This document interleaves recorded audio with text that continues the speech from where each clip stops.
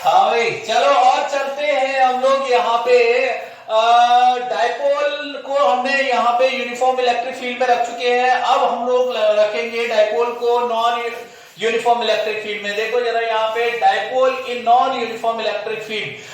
Dipole जो है, अब डायरेक्ट मैं क्या है प्रॉब्लम पे चल रहा हूँ। यहाँ पे क्या रखा है, एक डाइपोल है। डाइपोल है ये माइनस क्यू प्लस क्यू, ये डाइपोल है। और डाइपोल मोमेंट P है और इसकी लेंथ जो है डाइपोल की L है, तो dipole moment Q into L हो जाएगा। और यहाँ पे अब एक यहाँ पे नॉन यूनिफॉर्म इलेक्ट्रिक फील्ड यहाँ पे जनरेट कर रहे हैं। अब मैं क्या करूंगा, उसके लिए एक चार्ज Q रख दूंगा। चार्ज Q के रखने से क्या हो रहा है, यहाँ पे हर एक पॉइंट पे इस चार्ज के कारण क्या है, इलेक्ट्रिक फील्ड हर एक पॉइंट पे अलग अलग है, क्योंकि डिस्टेंस के साथ इलेक्ट्रिक फील्ड वेरी होता है। तो यहाँ पे कुछ अलग होगा, यहाँ पे अलग होगा, यहाँ पे अलग होगा। हर पॉइंट पे मुझे यूनिफॉर्म इलेक्ट्रिक फील्ड नहीं मिलेगा। तो यहाँ पे जो इलेक्ट्रिक फील्ड होगा वो नॉन यूनिफॉर्म इलेक्ट्रिक फील्ड होगा। ठीक है, अब यहाँ आपसे पूछा गया है find out the force on dipole if it is non uniform electric field due to charge q. देखो जरा यहाँ पे क्या करेंगे, और ये इस तरह का एनिमेशन दे रखा है। आर जो है कैपिटल आर, ये very very greater than L है। अब आपको क्या करना है, यहाँ पे पूछा क्या है आपसे, आपको पूछा गया है इस क्यू के कारण इस डाइपोल पे कितना फोर्स लगेगा, कितना फोर्स लगेगा। देखो जरा यहाँ पे क्या करेंगे, सबसे पहले यहाँ पे देखते हैं यार क्या होता है। यहाँ पे देखो, सबसे पहले तो अगर मैं यहाँ पे देखूं इस पे इस चार्ज पे, ये जो चार्ज मेरा यहाँ पे है, इस चार्ज पे इसके कारण फोर्स देखेंगे तो ये यहाँ पे देखो, ये माइनस क्यू है चार्ज, ये प्लस क्यू है यहाँ पे। तो इस माइनस क्यू पे इस प्लस क्यू के कारण फोर्स कहां लगेगा, इधर लगेगा। और इसको बोल दिया मैंने अगर F1, इसको क्या बोल दिया मैंने, फोर्स F1 फोर्स लगेगा। इस पे इसके कारण देखो जरा, यहाँ पे इस पे इसके कारण फोर्स जो होगा वो कहां लगेगा, मेरा इस साइड में लगेगा। और इसको बोल देता हूं अगर F2, इसको मैंने बोल दिया फोर्स F2। अब देखो जरा यहाँ पे अगर मैं F नेट निकालना चाहूं तो F नेट कितना होगा वो देखो जरा। F नेट अगर होगा तो देखो F नेट क्या होगा।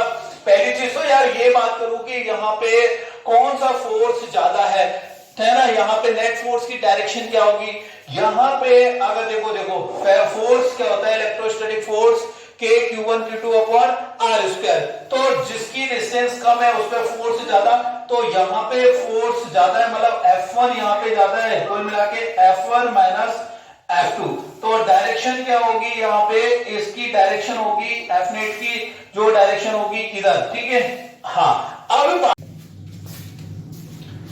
हाँ F1 की वैल्यू क्या होगी देखते हैं जरा। यहाँ पे F1 जो है, F1 कौन सा फोर्स है, इस पे यहाँ पे इसके कारण फोर्स, तो कितनी वैल्यू होगी वो देखते हैं। यहाँ पे F1 की वैल्यू होगी K, यहाँ पे K और Q1 ये आपकी Q और ये Q2 Q अपॉन R। यहाँ पे देखेंगे तो यार डिस्टेंस कितनी है दोनों के बीच में, यहाँ देखेंगे देखो, यहाँ से यहाँ तक की डिस्टेंस R और यहाँ ये डाइपोल की डिस्टेंस यहाँ L, तो ये डिस्टेंस ये L/2 हो जाएगी। तो L/2 माइनस अगर कम कर दिया मैंने, यहाँ R माइनस L/2 का यहाँ होल स्क्वायर हो जाएगा। डिस्टेंस कितनी हो जाएगी, R माइनस L/2, और नीचे क्या आएगा, R माइनस L/2 का होल स्क्वायर। अब बात करते हैं F2 कौन सा फोर्स है। देखो इस पे इसके कारण फोर्स कितना हो जाएगा, Q1 Q2 अपॉन, अब यहां से यहां तक की देखो, यहां से यहां तक की डिस्टेंस R और ये L/2, तो R प्लस L/2 हो जाएगी। ये कितनी हो जाएगी, R प्लस L/2। अब क्या करेंगे, इसको सॉल्व कर लो। इसको सॉल्व करेंगे तो यार यहाँ पे क्या आएगा, देखो यहाँ पे Q यहाँ पे अगर ध्यान से देखें तो इसको कॉमन ले सकते हैं। और उसके बाद क्या करेंगे, यहाँ पे एलसीएम ले लो। एलसीएम क्या होगा, ये पूरा एलसीएम दोनों पार्ट यहाँ पे एलसीएम आ जाएंगे। तो यहाँ पे इसको लिखता हूं a plus v a minus v, तो ये हो जाएगा r square minus l square, यहाँ पे L/2 का होल स्क्वायर का L/2 का ए स्क्वायर और इसका होल स्क्वायर आ जाएगा यहाँ पे इस तरह से r square minus l by 2 का होल स्क्वायर यहाँ पे। अब देखो ये यहाँ पे ये है तो ये वाला पार्ट इधर पहुंच जाएगा, तो यहाँ पे इसको ओपन भी कर रहा हूं मैं साथ के साथ, तो इसको ओपन करेंगे तो आर स्क्वायर प्लस यहाँ पे l a square plus b square से एल स्क्वायर बाई 4 प्लस और यहाँ पे आएगा 2 आर इंटू एल बाई 2। ठीक है, ये हो जाएगा। उसके बाद यहाँ पे देखेंगे यहाँ पे माइनस आएगा, साइन माइनस का है, ये माइनस हो जाएगा, ये पार्ट इधर पहुंच जाएगा, तो ये इसको ओपन करेंगे तो यहाँ पे ये और माइनस से भी साथ के साथ क्या कर रहा हूँ, उसको मल्टीप्लाई कर रहा हूँ, तो कुल मिला के ये आर स्क्वायर हो जाएगा ए स्क्वायर प्लस बी स्क्वायर और माइनस से मल्टीप्लाई किया तो माइनस एल स्क्वायर बाई 4 हो जाएगा, एल स्क्वायर बाई 4 और माइनस माइनस क्या हो जाएगा यहाँ पे प्लस हो जाएगा, क्योंकि माइनस ऑलरेडी है, माइनस इधर से मल्टीप्लाई होगा तो ये हो जाएगा 2 यहाँ पे 2ab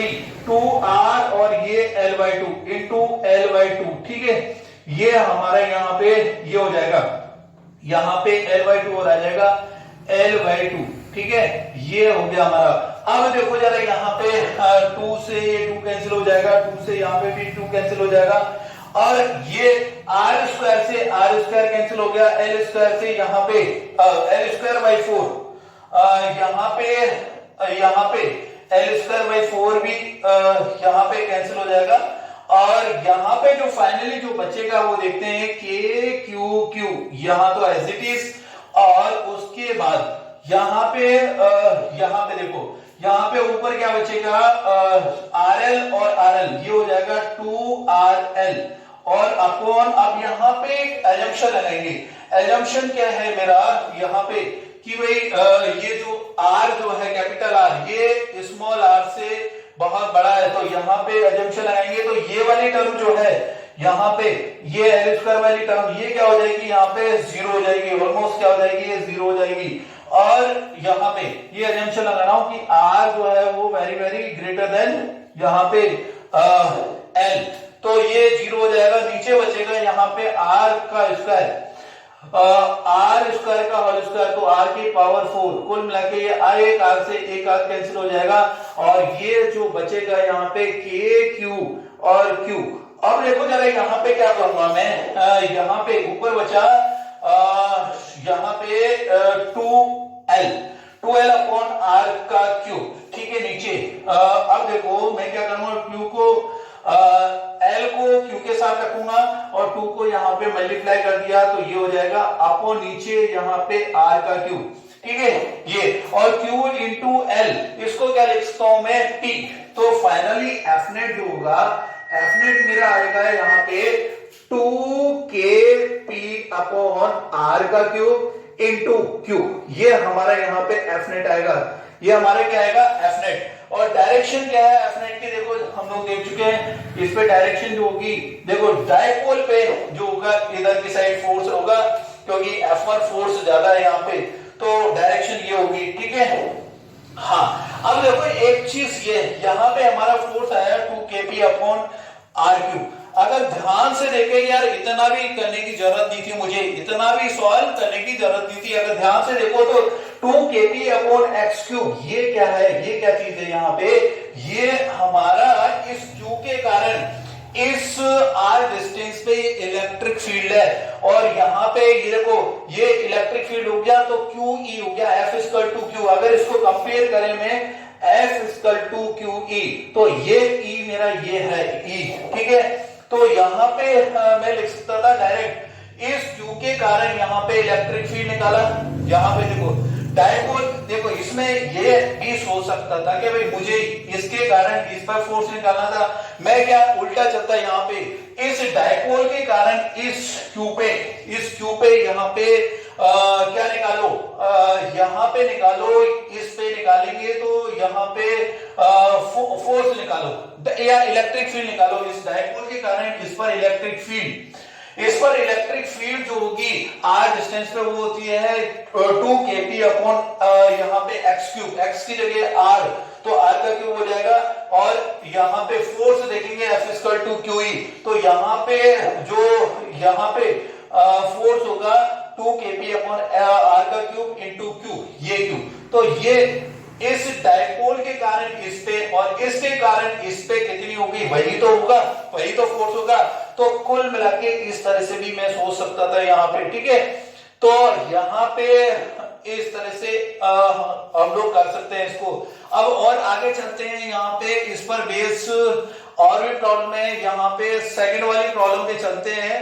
सेकंड वाली प्रॉब्लम में देखो जरा, यहाँ पे एक चार्ज दे रखा है कैपिटल क्यू, इससे आर डिस्टेंस पे एक डायपोल दे रखा है पी, डायपोल यहाँ पे ये डायपोल दे रखा है, डायपोल मोमेंट पी दे रखा है। फाइंड आउट, और पूछा गया है find out the force on dipole due to charge q, q के कारण डायपोल पे कितना फोर्स होगा। अब देखो, अब हमें क्या है, दूसरे तरीके से सोचना है, अब इतना कैलकुलेशन करने की जरूरत नहीं है। हम क्या सोचेंगे कि भाई यार इस डायपोल के कारण, ये जो डायपोल है हमारा, ये डायपोल यहाँ पे पी, इसके कारण, इस डायपोल के कारण यहाँ पे इस क्यू पे कितनी इलेक्ट्रिक फील्ड होगी, ये और किस डायरेक्शन में होगी। अगर देखें तो इस डायपोल के कारण इलेक्ट्रिक फील्ड यहाँ पे आएगी, और वो कितनी इलेक्ट्रिक फील्ड आएगी यहाँ पे, देखो ये इस डायपोल के लिए ये वाला क्यू पॉइंट जो हो गया, ये इक्वेटोरियल पॉइंट हो गया, ये इसके परपेंडिकुलर हो गया यहाँ पे, ठीक है, इक्वेटोरियल पॉइंट हो गया।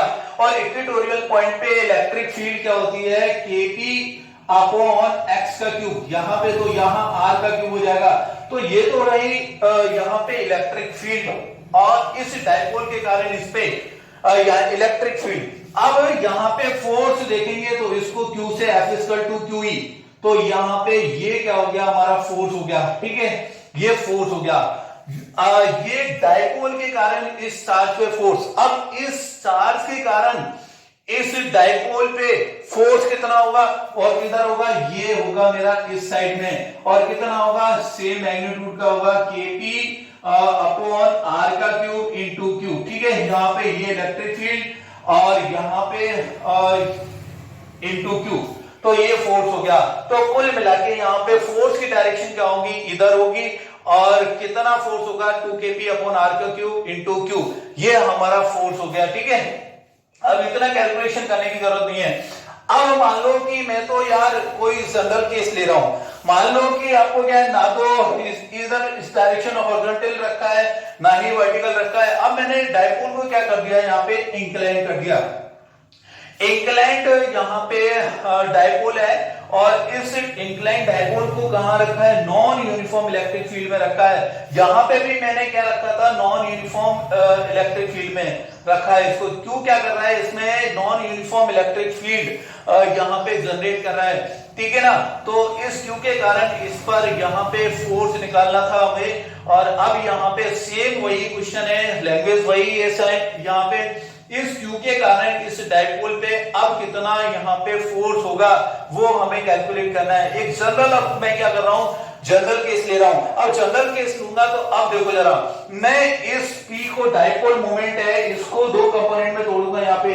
अब देखो एक कंपोनेंट तो ये हो गया मेरा, ठीक है, ये एक कंपोनेंट, इसको यहाँ पे देखेंगे तो इसको सॉरी इस तरह से नहीं, इसको यहाँ पे एक जो है यहाँ पे इसको इस तरह से तोड़ो, यहाँ पे इसको एक कंपोनेंट में ले लेता हूं इस तरह का यहाँ पे डायपोल, ये डायपोल ले लेता हूं यहाँ पे डायपोल मोमेंट, और दूसरा यहाँ पे इस तरह का लेता हूं। तो ये जो वाला कंपोनेंट हो जाएगा p cos थीटा वाला कंपोनेंट हो जाएगा, और ये हो जाएगा मेरा p sin थीटा वाला कंपोनेंट, ठीक है।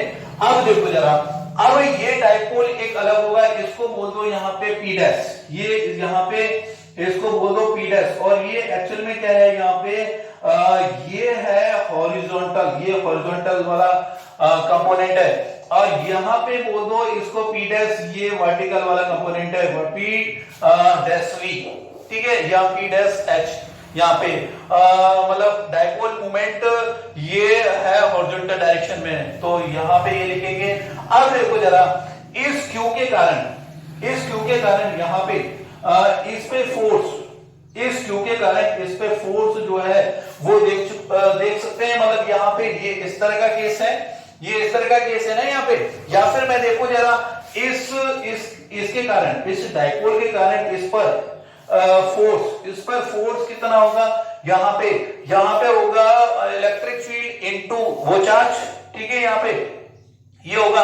अब देखो जरा यहाँ पे अगर मैं देखूं तो फोर्स की बात करूं तो यहाँ पे फोर्स देखो, इस क्यू के कारण इस पर फोर्स, इस पे फोर्स देखेंगे तो इस पे फोर्स यहाँ पे देखो जरा यहाँ पे अगर क्या देखूं मैं, इस डाइपोल के कारण यहाँ पे इस क्यू पे चार्ज इधर, यहाँ पे क्यू पे फोर्स इधर होगा कि यहाँ पे, इसके कारण P sin थीटा के कारण यहाँ पे इधर होगा, ठीक है।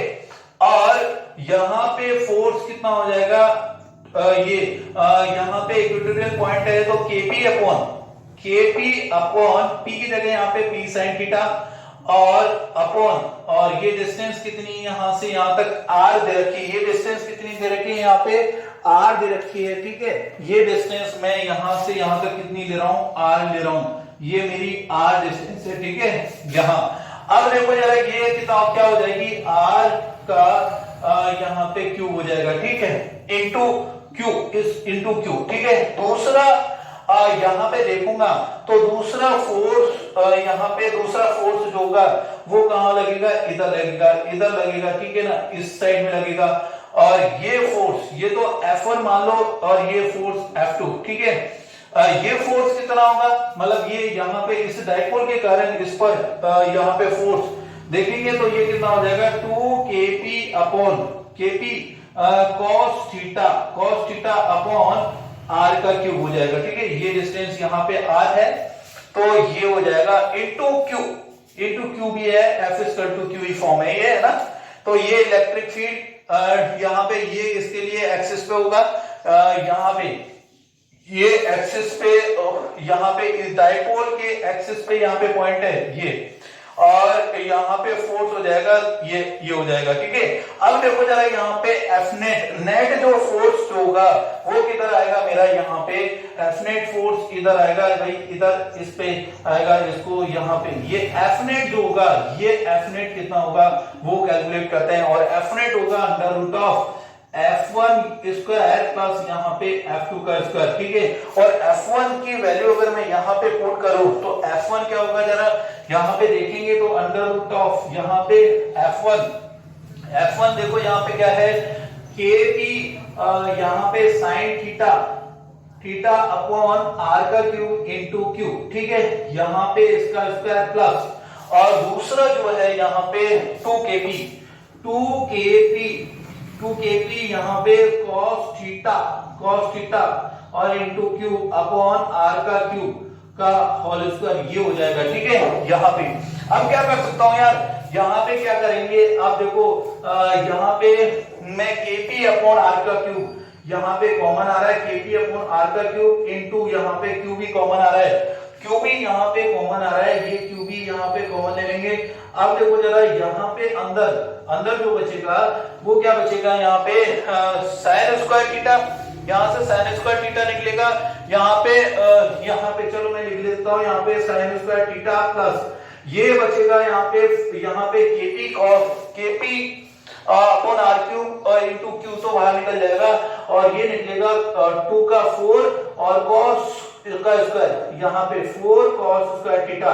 तो मैं क्या करूंगा, 4 cos स्क्वायर थीटा को क्या करूंगा, यहाँ पे एक यहाँ पे रखूंगा इसके साइन स्क्वायर थीटा के साथ, और यहाँ पे 3 cos स्क्वायर थीटा अलग रखूंगा यहाँ पे। तो कुल मिला के ये sine square theta plus cos square theta ये क्या बन जाएगा, 1 बचेगा, और 1 प्लस 3 cos स्क्वायर थीटा, कुल मिला के यहाँ पे मैं लिख रहा हूँ इसको अंडर रूट ऑफ, यहाँ पे लिखूंगा 1 प्लस 3 cos स्क्वायर थीटा, ये हमारा हो जाएगा, ठीक है। ये हमारा यहाँ पे F नेट हो जाएगा। तो कोई भी अगर जनरल केस है तो उसके लिए हम लोग F नेट इस तरह से निकालेंगे, ठीक है। अगर मान लो यहाँ पे थीटा इक्वल टू 37 डिग्री हो तो यहाँ पे पुट करेंगे यहाँ पे 37, तो cos 37 की वैल्यू क्या होगी 4/5, और तो मतलब ये हो जाएगा यहाँ पे 4 का स्क्वायर 16, 16 डिवाइडेड बाय 25, 25 का स्क्वायर 25, तो 16 बाय 25 और 16 इंटू 3 यहाँ पे ये हो जाएगा 48 और प्लस 25, कुल मिला के यहाँ पे 48 और 25, 48 और 25 ये हो जाएगा हमारा यहाँ पे 73 रूट 73 अपॉन 5, ये k p upon r cube into q, ये हमारा यहाँ पे फोर्स हो जाएगा। ठीक है ना, तो इस तरह से हम लोग यहाँ पे निकाल सकते हैं, कोई भी जनरल केस हो तो उसके लिए भी यहाँ पे फोर्स निकाल सकते हैं। ठीक है, तो इस तरह से हम लोग प्रॉब्लम्स को कर सकते हैं इजीली। इसके बाद देखते हैं हम यहाँ पे एक जनरल केस ले रहे हैं हम लोग। यहाँ पे दे रखा है एक डाइपोल दे रखा है, डाइपोल रख रखा है -q + q। ठीक है, और ये ओरिजिन से r डिस्टेंस पे रखा है और इसकी डिस्टेंस जो लेंथ दे रखी है dr दे रखा है, और इस डाइपोल के आसपास यहाँ पे एक नॉन यूनिफॉर्म यहाँ पे इलेक्ट्रिक फील्ड यहाँ पे जनरेट किया गया है। यहाँ पे ये r का फंक्शन है, इसका मतलब यहाँ पे r के साथ जैसे जैसे लेंथ के साथ यहाँ पे इलेक्ट्रिक फील्ड क्या हो रहा है, चेंज हो रहा है। तो यहाँ पे अब मैं क्या करूंगा, यहाँ पे इस पर फोर्स अगर मैं कैलकुलेट करूं, यहाँ पे फोर्स अगर कैलकुलेट करूं तो कैसे करूंगा, देखो जरा यहाँ पे अगर मैं डाइपोल की बात करूं, डाइपोल मोमेंट की बात करूं, तो डाइपोल मोमेंट +q चार्ज और ये यहाँ डिस्टेंस dr, तो ये डाइपोल मोमेंट हो गया। अब देखो यहाँ पे इस नॉन यूनिफॉर्म जो इलेक्ट्रिक फील्ड है इसके कारण r डिस्टेंस पे इस पे कितना फोर्स लगेगा वो होगा, यहाँ पे F नेट निकालेंगे। अब देखो जरा यहाँ क्या करेंगे, यहाँ फोर्स होगा F = QE, और इस पॉइंट पे अगर देखेंगे, इस पॉइंट पे यहाँ पे इधर कोई चार्ज रखा हुआ, इस पे फोर्स इधर लग रहा है, यहाँ पे फोर्स इधर लगेगा, यहाँ पे F1 बोल देते हैं, या फिर QE फोर्स इधर लगेगा QE1, और इधर लगेगा फोर्स QE2। ठीक है, यहाँ पे फोर्स QE2। तो कुल मिला के यहाँ पे अगर मैं देखूंगा तो ये फोर्स होगा Q यहाँ पे E2 - E1। तो यहाँ पे देखेंगे तो इसे लिख सकते हैं E2 - E1 को DE, यहाँ पे QE2DE, और यहाँ पे मैं क्या कर रहा हूं, अब dr से ऊपर नीचे यहाँ पे मल्टीप्लाई अगर मैं कर दूं तो यहाँ पे Q × dr को क्या लिख सकता हूँ, P वेक्टर लिख सकता हूँ, डाइपोल मोमेंट लिख सकता हूँ, और ये हो जाएगा मेरा dE/dr। और यहाँ पे dE/dr को क्या बोलेंगे, dE क्या है यहाँ पे इलेक्ट्रिक फील्ड, और ये dE/dr ये क्या है, रेट है। तो rate of change of electric field ये क्या हो जाएगी, rate of change of electric field हो जाएगी P, यहाँ पे डाइपोल मोमेंट। तो वो जो फोर्स है यहाँ पे जो नॉन यूनिफॉर्म इलेक्ट्रिक फील्ड के कारण इस डाइपोल पे लग रहा है, तो वो फोर्स होगा यहाँ पे F net dipole moment into rate of change in electric field. ठीक है, जैसे अब इस मेथड से हम लोग फर्स्ट जो प्रॉब्लम थी जिसमें यहाँ पे एक फर्स्ट जो प्रॉब्लम थी जिसमें एक चार्ज था, इस तरह का इस तरह से क्वेश्चन था, एक चार्ज है और यहाँ पे r डिस्टेंस पे एक इलेक्ट्रिक यहाँ पे डाइपोल को रखा, और इस डाइपोल पे इस Q के कारण यहाँ पे फोर्स कितना होगा। तो इस तरह का क्वेश्चन था, उसको इस मेथड से भी कर सकते हैं। एक जो देखो इसके थर्ड मेथड ये है, फर्स्ट मेथड जो ओरिजिनल जो इसका मेथड है उससे ओरिजिनल प्रोसेस से, दूसरा हम लोगों ने क्या किया था, दूसरा कॉन्सेप्ट इस चार्ज के कारण देखो इस डाइपोल के कारण इस पॉइंट पे मैंने इलेक्ट्रिक फील्ड लिखा, और इलेक्ट्रिक फील्ड F = Q से यहाँ पे फोर्स लिखा, और इस पे इस डाइपोल उल्टा चलेंगे, इस पे इसके कारण फोर्स मतलब इस डाइपोल के कारण इस पॉइंट पे फोर्स निकालेंगे, और फोर्स फिर इस चार्ज के कारण इस डाइपोल पे इधर होगा। तो इस तरह से ये दूसरा मेथड, थर्ड जो मेथड है मेरा F नेट = P dE/dr, इससे भी हम लोग कैलकुलेट कर सकते हैं। देखो कैसे कैसे कैलकुलेट कर सकते हैं? यहाँ पे P को एज इट इज रखा DE। अब देखो यहाँ इस Q के कारण R डिस्टेंस पे, ये मेरी R डिस्टेंस है, यहाँ R डिस्टेंस पे कितना यहाँ पे यहाँ पे इलेक्ट्रिक फील्ड होगा, वो होगा KQ/R²। यहाँ KQ/R² लिख दिया। अब देखो यहाँ अब KQ/R² को डिफरेंशिएट करना है, इस माइनस ये जो नीचे है R², इसको ऊपर लेके जाऊंगा तो R की पावर -2 बनेगा, और इसका फिर -2 को आगे ले आऊंगा, और उसके बाद KQ यहाँ पे कांस्टेंट है, और एक माइनस कम कर मतलब -1 कर दूंगा तो R की पावर -3 हो जाएगी, फिर नीचे लेके आऊंगा तो R की पावर 3 हो जाएगी। कुल मिला के Fnet जो आएगा वो इतना आएगा यहाँ पे। और यहाँ पे अगर इसको इस तरह फॉर्म में लिखूं -2 KP/R³ इंटू Q, और ये देखो वही सेम जो पहले आया था फर्स्ट वाले में, वही यहाँ पे Fnet है। यहाँ पे किस तरह से लिखा है, ये इलेक्ट्रिक फील्ड मतलब डाइपोल के कारण इस पॉइंट पे 2 KP यहाँ पे R का क्यूब, ठीक है, और इंटू Q यहाँ पे मल्टीप्लाई कर दिया तो ये हमारा क्या आ गया, Fnet आ गया, ठीक है। अब इस पर बेस जो है यहाँ पे इस फॉर्मूला में बेस और प्रॉब्लम है, यहाँ पे 3 प्रॉब्लम दी गए हैं, और इस तीनों प्रॉब्लम को सॉल्व करते हैं इस मेथड से। देखो जरा यहाँ पे फर्स्ट प्रॉब्लम में जो है क्या दे रखा है, यहाँ पे इन्फिनाइट वायर दे रखा है। क्या दे रखा है, यहाँ पे इन्फिनाइट वायर है, ये इन्फिनाइट वायर है, और इन्फिनाइट वायर पे चार्ज यहाँ पे ये चार्ज रेट दे रखी है लैम्डा कूलम पर मीटर की रेट से, यहाँ से इस पर चार्ज क्या है, डिस्ट्रीब्यूटेड है, इक्वली डिस्ट्रीब्यूटेड है, और इससे R डिस्टेंस पे एक डाइपोल है यहाँ पे P, और इस डाइपोल पे इस इन्फिनाइट वायर के कारण यहाँ पे फोर्स निकालना है। तो find out force on dipole due to infinite wire. अब कैसे करेंगे इसको, कैसे सॉल्व करेंगे उसका देखो तरीका।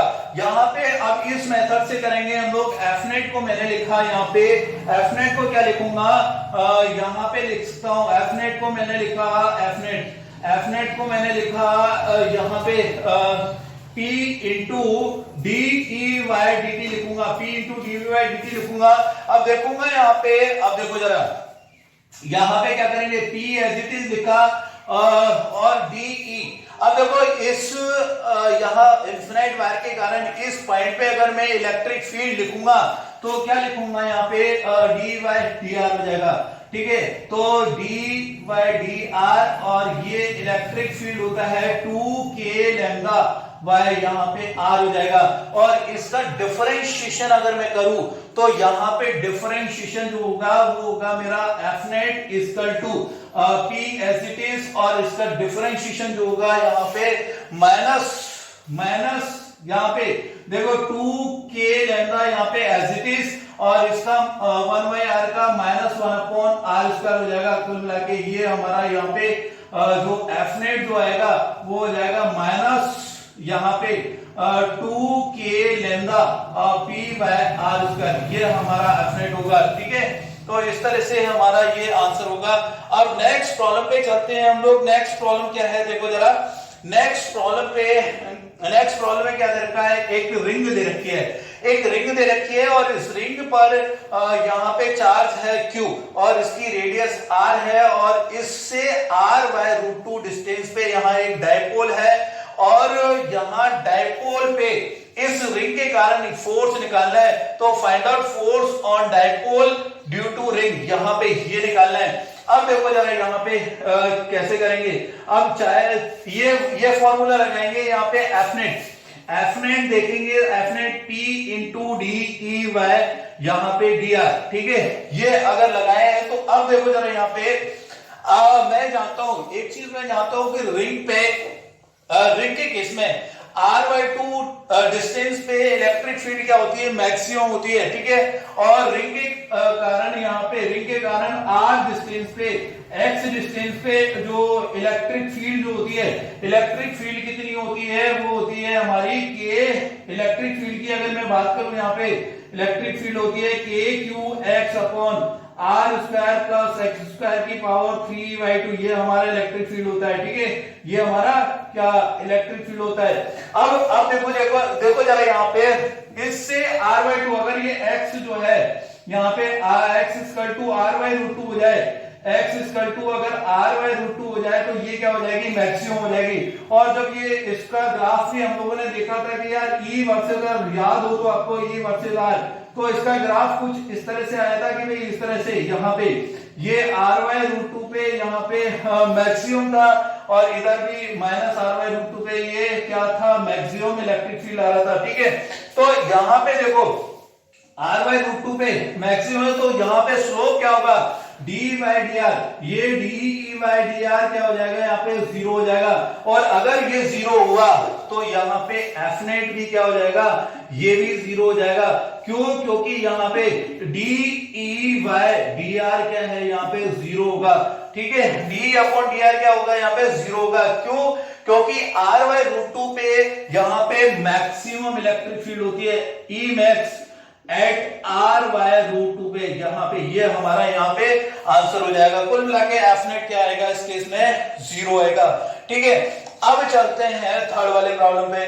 थर्ड प्रॉब्लम में समझते हैं, देखो जरा क्या दे रखा है, यहाँ पे दो डायपोल दे रखे हैं, एक P1 डायपोल दे रखा है यहाँ पे डायपोल, ठीक है, जिसका डायपोल मोमेंट P1 है, दूसरा डायपोल यहाँ पे यहाँ दे रखा है और जिसका डायपोल मोमेंट P2 है।